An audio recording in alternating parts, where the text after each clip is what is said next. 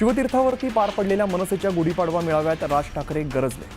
राज ठाकरेंनी ईव्हीएम वरून सत्ताधाऱ्यांना टोला लगावला। हरलेला पक्ष म्हणतात झाला निवडणुका संपल्या, मनसेला मतदान करणाऱ्यांचे आभार, ईव्हीएम मुळे ज्यांची मतं दिसली नाहीत त्यांचेही आभार असं म्हणत राज ठाकरेंनी ईव्हीएम वरून निशाणा साधला।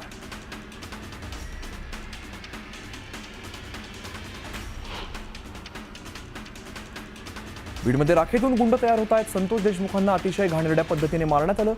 खंडणीला विरोध केला म्हणून देशमुखांची हत्या झाली। पैशांसाठी झालेल्या हत्येच्या जातीचं लेबल लावलं गेलं असं भाष्य राज ठाकरेंनी केलंय। मराठी येत नसेल तर कांचिलात बसणारच असा इशारा राज ठाकरेंनी दिलाय। प्रत्येक बँक आस्थापनेत मराठी असलंच पाहिजे, मराठीचा सन्मान झाला पाहिजे असं राज ठाकरेंनी ठणकावून सांगितलं। निवडणुकीपूर्वी शेतकऱ्यांची कर्जमाफी करण्याचं आश्वासन दिलं होतं, मात्र आता अजित पवार म्हणाले कर्ज भरून टाका। आता शेतकरी कर्जमाफीचं काय झालं असा सवाल उपस्थित करत निवडणुकीआधी दिलेल्या आश्वासनांचं काय झालं असा जाब सरकारला विचारा, अशा शब्दामध्ये राज ठाकरेंनी कार्यकर्त्यांना संबोधित केलं। कुंभमध्ये स्नान केल्यानंतर लाखो लोक आजारी पडले, कुंभमेळ्याचं पाणी मी पिणार नाही असं सांगितलं, तर काही जण म्हणाले कुंभमेळ्याचा अपमान केला। ज्यांनी टीका केली ते मूर्ख असं म्हणत राज ठाकरेंनी टीकाकारांना सुनावलं। देशात नद्यांची अवस्था भीषण आहे। 2014 मध्ये मोदी आले, ते म्हणाले गंगा साफ करू, तेव्हापासून गंगा साफ होते। दरम्यान लावरे तो व्हिडिओ म्हणत राज ठाकरेंनी गंगा नदी प्रदूषणाचं वास्तव मांडलं। शिर्डीला साई दर्शनासाठी येणाऱ्या भाविकांना आता 5 लाखांचं विमा कवच मिळणार आहे। गुढीपाडव्याच्या मुहूर्तावरती साई संस्थानने भक्तांना काहीसा दिलासा दिलाय। शिर्डीत दर्शनासाठी येताना भाविकांचा अपघात झाल्यास उपचाराचा खर्च आणि मृतांच्या नातेवाईकांना 5 लाख रुपये मिळणार आहे। साध्वी प्रज्ञासिंह ठाकूर यांचा मालेगाव दौरा रद्द झालाय। मालेगावात संत संमेलन पार पडणार आहे। या संत संमेलनात साध्वी प्रज्ञासिंह ठाकूर यांना हिंदूवीर पुरस्कार दिला जाणार होता, मात्र त्यांची प्रकृती बिघडल्यामुळे साध्वी प्रज्ञासिंह ठाकूर यांचा दौरा रद्द झाला। प्रशांत कोरटकरला न्यायालयीन कोठडी सुनावण्यात आली आहे। कोर्टाने कोरटकरला 14 दिवसांची न्यायालयीन कोठडी सुनावली आहे। त्यानंतर प्रशांत कोरटकरच्या वकिलांनी जामिनासाठी अर्ज केला, मात्र जामीन अर्जावरती 1 तारखेला पुन्हा सुनावणी होणार आहे। त्यामुळे कोरटकरला 1 तारखेपर्यंत तुरुंगातच राहावं लागणार आहे।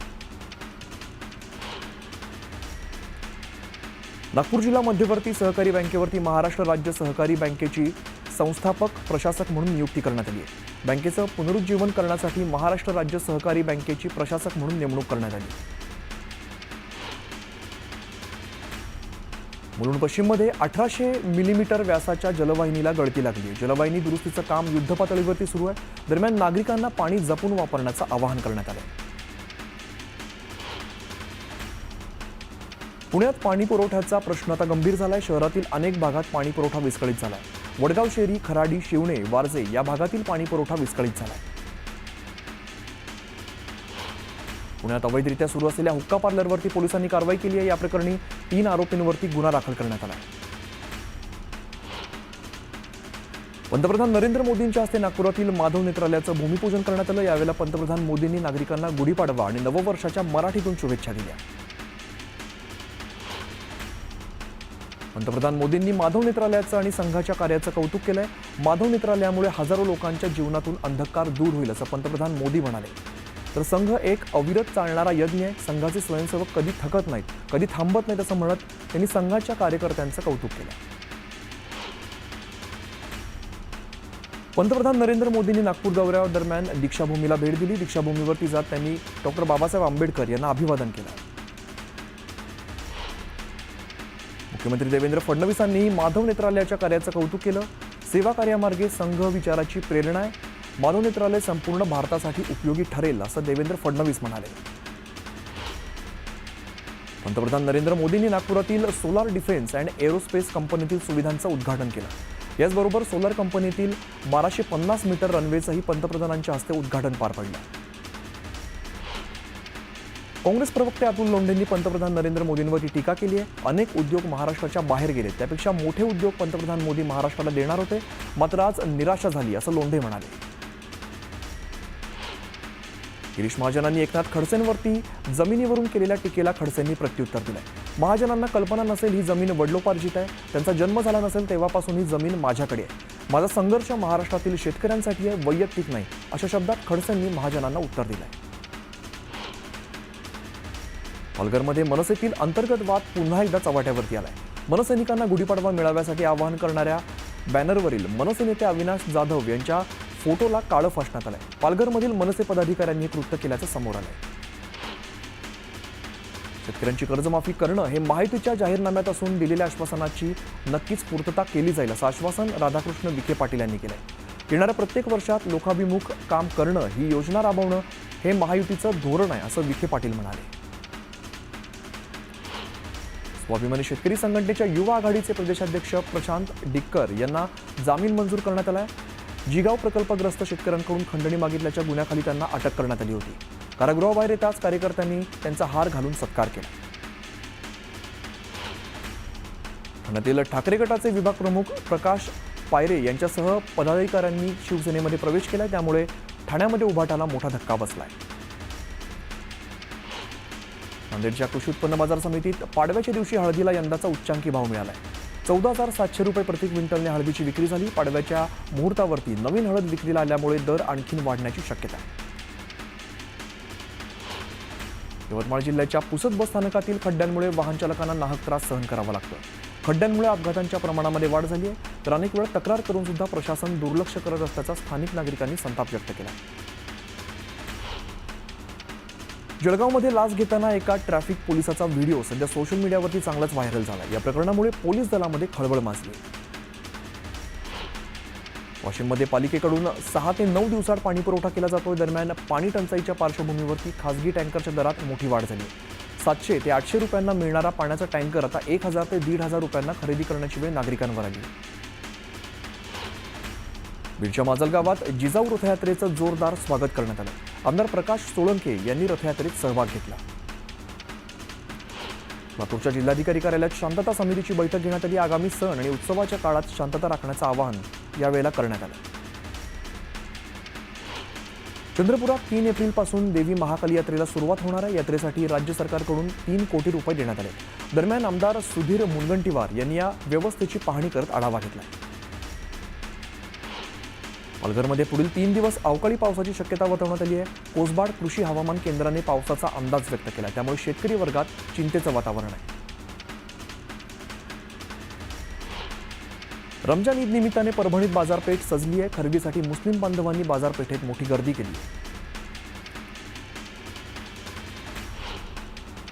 सोलापुरात कष्टकरी कामगारांसाठी महत्त्वाचा असणारा गृहप्रकल्प अंतिम टप्प्यात आलाय. सोलापूर जवळील दाहिटणे इकडे राष्ट्र तेज अटल कामगार गृहनिर्मिती संस्थेकडून 5,000 घरांचा घरकुल प्रकल्प बांधला जातो. लवकरच मुख्यमंत्र्यांच्या हस्ते या प्रकल्पाचं लोकार्पण होणार आहे. गुढीपाडवा आणि मराठी नववर्षानिमित्ताने जगद्गुरू संत तुकाराम महाराज यांच्या मंदिरात आकर्षक सजावट करण्यात आली. देऊच्या मुख्य मंदिरात विठ्ठल रुक्मिणी मातेस फुलांची सजावट करण्यात आली. दरम्यान भाविकांनी दर्शनासाठी मंदिरात मोठी गर्दी केली. आनंदीत गुढीपाडव्यानिमित्ताने माऊलींच्या संजीवन समाधी मंदिरात संध्याकाळी चंदन उटीमध्ये माऊलींची पूजा करण्यात आली. माऊलींच्या संजीवन समाधीवरती अष्टविनायकापैकी एक असलेल्या लेणाद्रीच्या गिरिजात्मकाचं रूप साकारण्यात आलं. विक्रमगड इकडे आदिवासी शेतकरी महिलांनी शेतातील माती घरी आणून तिचं पारंपरिक पद्धतीने पूजन केलंय. तर ब्राह्मणपाडा गावातील 60 महिलांनी सामुदायिक पद्धतीने होम हवन करत मातीची विधिवत पूजा केली. गुढीपाडव्यानिमित्ताने जळगावातील राम मंदिरापासून भव्य शोभायात्रा काढण्यात आली. या शोभायात्रेत चिमुकल्यांनी सहभाग घेतलाय. महिलांनी पारंपरिक पद्धतीने वेशभूषा परिधान करत ढोल ताशासह लेझिमच्या तालावरती ठेका धरला. मराठी नववर्ष आणि गुढीपाडव्यानिमित्ताने धुळ्यात विश्व हिंदू परिषद आणि हिंदू नववर्ष उत्सव समितीच्या वतीने भव्य शोभायात्रा काढण्यात आली. या शोभायात्रेत आमदार अनुप अग्रवाल यांच्यासह नागरिक मोठ्या संख्येने सहभागी झाले. लेझिम पथकासह टाळ मृदुंगाच्या गजरात वारकरी सहभागी झाले. खामगाव येथील शिक्षक दीपक महाकाळे यांनी गुढी उभारत स्वच्छतेचा संदेश दिला. यावेळी स्वच्छतेबाबत जनजागृती करत नववर्षाच्या शुभेच्छा देण्यात आल्या. खासदार अशोक चव्हाण यांनी त्यांच्या निवासस्थानी गुढी उभारून मराठी नववर्षाचं स्वागत केलं. अशोक चव्हाणांनी कुटुंबासह गुढी उभारत राज्यातील जनतेला नववर्षाच्या शुभेच्छा दिल्या. अहिल्यानगर जिल्ह्यातील विखे पाटलांच्या लोणी गावात परंपरेनुसार गुढीपाडव्याला हनुमान मंदिरात गाव बैठक आयोजित करण्यात आली होती. विखे पाटलांसह गावातील शेकडो नागरिक या बैठकीला उपस्थित होते. दापोलीच्या 5 पांढरी गावात गुढीपाडवा साजरा करण्यात आला. यावेळेला रामाच्या देवळात गुढी उभारण्यात आली. गुढीपाडव्याच्या निमित्ताने शिरूरच्या विविध गावात पाडवा वाचन करण्यात आलं. यामध्ये विविध गावात या वर्षात पाऊस कसा पडेल, जनावरांना आणि मानवाला हे वर्ष नेमकं कसं जाईल याबाबत पाडवा वाचनातून भाकितं करण्यात आली. दादरमधील टायनी स्पिरिटोन या शाळेतील लहान बालकांनी गुढीपाडवा साजरा केला. चिमुकल्यांनी हातात झेंडे आणि लेझीम घेऊन मराठी नववर्षाचं स्वागत केलं. गुढीपाडव्यानिमित्ताने मालेगावात सकल हिंदू समाज आणि हिंदुत्ववादी संघटनांच्या वतीने हिंदू संत संमेलनाचं आयोजन करण्यात आलं. साध्वी प्रज्ञा सिंह यांच्या उपस्थितीत हे संमेलन पार पडलं.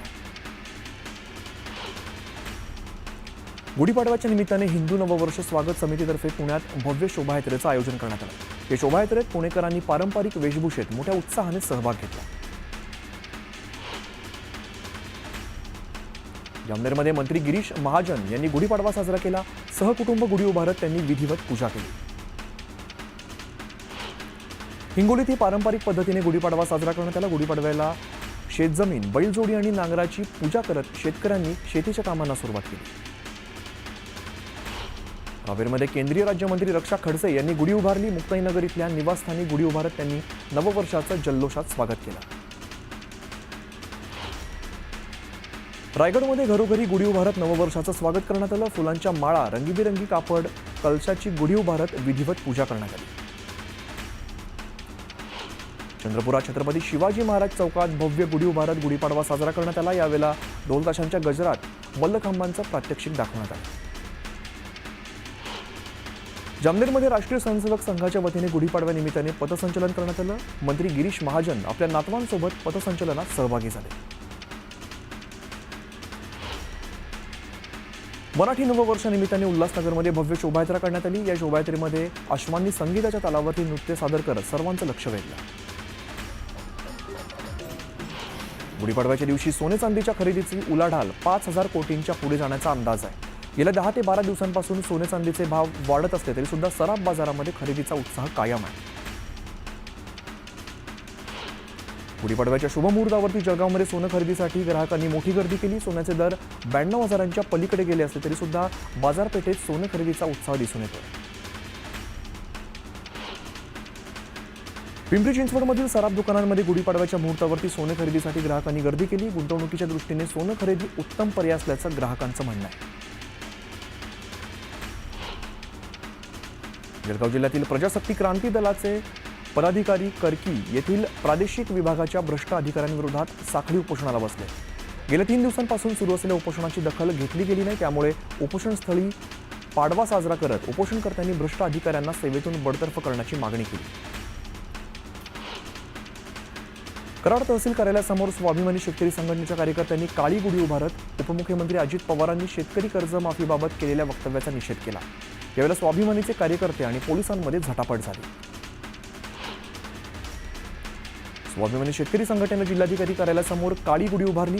काळी गुढी उभारत अजित पवारांनी शेतकरी कर्जमाफी संदर्भात केलेल्या वक्तव्याचा निषेध नोंदवण्यात आला. सांगलीत स्वाभिमानी शेतकरी संघटनेनं काळी गुढी उभारत राज्य सरकारचा निषेध नोंदवला. शेतकऱ्यांची कर्जमाफी नाकारल्याचा आरोप करत स्वाभिमानीकडून निषेध करण्यात आला. लातूर पोलीस दलाच्या वतीने सायबर सुरक्षेबाबत जनजागृती करत लातूर मॅरेथॉनचं आयोजन करण्यात आलं. या मॅरेथॉनमध्ये 8,000 धावपटूंनी सहभाग घेतला. जळगाव जिल्ह्यातील सातपुडा पर्वतरांगांमध्ये असलेल्या श्री क्षेत्र मनुदेवी मंदिरात चैत्र नवरात्रोत्सवाला सुरुवात झाली. मनुदेवी मंदिरात घटस्थापना करण्यात आली असून मनुदेवीच्या दर्शनासाठी राज्यभरातून भाविकांची मोठी गर्दी होते. पुण्यातील royal western India turf club इकडे विंटेज आणि classic car club of India तसंच वेस्टर्न इंडिया ऑटोमोबाईल असोसिएशन यांच्या संयुक्त विद्यमाने विंटेज कारचं प्रदर्शन भरवण्यात आलं. आज या प्रदर्शनाचा शेवटचा दिवस असल्यामुळे नागरिकांनी मोठी गर्दी केली. सातारा जिल्ह्यातील शिखर शिंगणापूर इथल्या शंभू महादेवाच्या यात्रेला आजपासून प्रारंभ झाला. या यात्रेचं मुख्य आकर्षण असलेल्या शंभू महादेवाच्या कावडीची उभारणी ठिकठिकाणी करण्यात आली. पुण्यातील उरुळी कांचनमध्ये भरधाव ट्रक गॅरेजमध्ये घुसल्यामुळे भीषण अपघात झालाय. चालकाचा वाहनावरील नियंत्रण सुटल्यामुळे हा अपघात झालेला आहे. यामुळे गॅरेजमधील वाहनांचं मोठं नुकसान झालंय. पालघरमध्ये ऑइल टँकरचा भीषण अपघात झालाय. मुंबई अहमदाबाद मार्गावरती उड्डाणपुलावरून भरधाव टँकर थेट 30 फूट खोल सर्व्हिस रोडवरती कोसळलेला आहे. अपघातानंतर टँकरमधून तेल गळती झाल्यामुळे वाहतुकीवर सुद्धा परिणाम झाला. तर या अपघातात चालक आणि वाहक गंभीर जखमी झाले. बुलढाण्याच्या देऊळगाव राजा सिंदखेड राजा या मार्गावरती उभ्या असलेल्या बंद वाहनात जालना पोलीस दलात कार्यरत असणाऱ्या ज्ञानेश्वर म्हस्के या कर्मचाऱ्याचा मृतदेह आढळून आला. या घटनेची माहिती मिळताच पोलीस घटनास्थळी दाखल झाले असून पोलीस कर्मचारी म्हस्केंचा मृत्यू नेमका कशामुळे झाला याचा शोध घेत आहेत. राज्य सरकारच्या लेख लाडकी योजनेचा फायदा मिळवून देतो अशी बतावणी करत पिंपरी चिंचवड शहरातील एका महिलेची फसवणूक करण्यात आली आहे. या महिलेकडून 52,000 रुपये उकळण्यात आले. पिंपरी चिंचवडच्या म्हाळुंगे एमआयडीसी परिसरात महावितरणच्या विद्युत रोहित्राची चोरी करणाऱ्या दोघांना एमआयडीसी पोलिसांनी बेड्या ठोकल्यात. कारवाईमध्ये पोलिसांनी 2,30,000चा मुद्देमाल जप्त केला.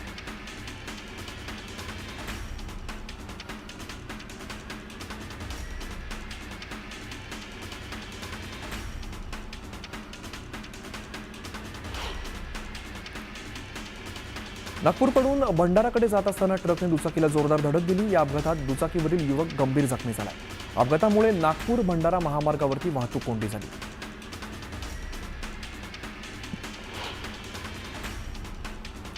साध्वी प्रज्ञासिंह ठाकूर यांनी मालेगावातील संत संमेलनातील उपस्थितांशी फोनवरून संवाद साधला. मी जरी आले नाही तरी मी तुमच्यात आहे, सर्वांनी संघटित राहा असं म्हणत कोणालाही घाबरत नाही, मी मालेगावला नक्की येईन असा इशारा साध्वी प्रज्ञासिंह यांनी दिलाय.